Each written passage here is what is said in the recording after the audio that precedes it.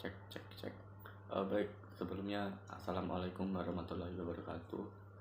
Perkenalkan, nama saya Goilan Nazari Saputra dengan NIM 4100230027 dari kelas 1. Di sini saya ingin menjelaskan sekaligus menyelesaikan tugas dari Pak Ita, selaku dosen mata kuliah paleontologi. Di sini saya ingin menjelaskan terkait filum moluska kelas Cephalopoda. Baik, sebelumnya di sini saya ingin menjelaskan dulu apa saja isi yang ada di dalam PPT saya ini. Yang pertama itu ada ciri fisik, lalu ada taksonomi, itu sampai ke ordonya, dan manfaat dalam geologi. Sebelum masuk ke nomor 1, saya ingin menjelaskan dahulu terkait kelas Cephalopoda ini. Cephalopoda merupakan hewan lunak yang berasal dari kata cephale, yaitu kepala, dan podos, yaitu kaki. Jadi secara harfiah, Cephalopoda adalah salah satu kelas moluska yang berkaki di kepala. Cephalopoda sendiri merupakan salah satu kelompok binatang lunak, itu bisa seperti cumi-cumi atau sotong, terdiri dari lebih dari 700 spesies yang telah diketahui hidup di lapisan permukaan laut ini, baik di kutub maupun di perairan yang tropis. Oke, yang pertama untuk ciri fisik. Ciri fisik Cephalopoda secara eksklusif adalah hewan laut yang memiliki ciri kepala yang menonjol dan seperangkat lengan atau tentakel yang dimodifikasi dari kaki moluska primitif. Untuk ciri khasnya yaitu tubuhnya bersegmen, bertentakel, terus matanya besar, sistem saraf kompleks, mempunyai kantung tinta, punya respirasi, dan ada cangkangnya. Fungsi bagian-bagian tubuh Cephalopoda. Beberapa Cephalopoda memiliki cangkang internal seperti pada sotong atau eksternal pada Nautilus. Sementara yang lain seperti gurita tidak memiliki cangkang sama sekali. Mereka bergerak dengan menggunakan alat di bagian kepala tubuh yang dilindungi oleh satu buah cangkang atau sel, mempunyai kepala yang tersusun oleh kaki, branchia atau alat pernapasan, radula atau biasa disebut gigi, jantung, ligamen, mantol, dan muscle atau otot. Dan yang terakhir itu ada tentakel juga.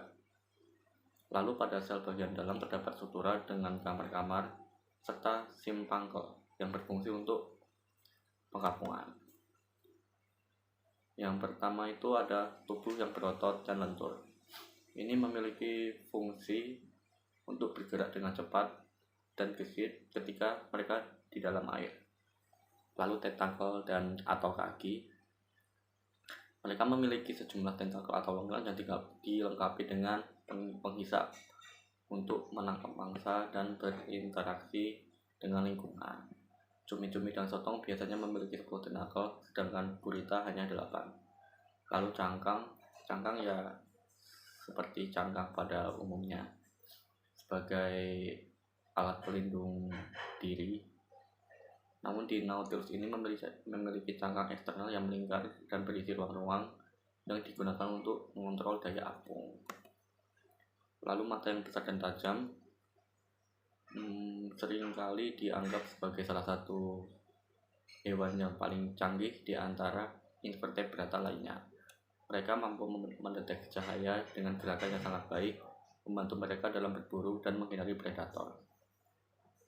Lalu sistem sirkulasi tertutup ini memungkinkan mereka untuk mengendalikan darah dengan lebih efisien dan mendukung aktivitas mereka yang tinggi. Lalu saraf yang kompleks. Ini memungkinkan mereka untuk menunjukkan perilaku yang cerdas seperti pembelajaran, ingatan, dan kemampuan kamuflase. Lalu kemampuan kamuflase sendiri untuk menghindari predator atau mangsa dari dirinya. Lalu ada bentuk tubuh yang aerodinamis, membantu mereka untuk berenang lebih cepat ketika mereka di dalam air. Lalu sifon, yaitu organ berbentuk tabung yang digunakan oleh Cephalopoda untuk mengeluarkan air dengan kuat. Ini juga berfungsi untuk bergerak dengan cepat ketika di dalam air. Lalu ada taksonomi, dibagi menjadi 3 kelas, subkelas, yaitu Nautilodea, Colloidea, dan Alanoidea. Nautiloidea didirikan dengan adanya cangkuk yang ada di sebelah luar tubuh. Cangkuk ini melingkar, bentuknya maupun lurus, dapat dikatakan bahwa strukturnya sederhana. Lalu Ammonoide, ya, cangkuk berada di luar tubuh, melingkar-lingkar dengan septa yang bentuknya kompleks. Lalu ada Coleoidea, didirikan dengan cangkuk yang ada di dalam tubuh, keadaan teredusir, sederhana, rupa, atau bahkan hilang sekali. Berikut adalah beberapa kelas dari Cephalopoda, ordunya maksudnya, yaitu ada Belnoidea, Teutoidea, Vampiromorpha, Octopoda, Spirulida. Lalu yang terakhir ini ada manfaat dalam bidang biologi.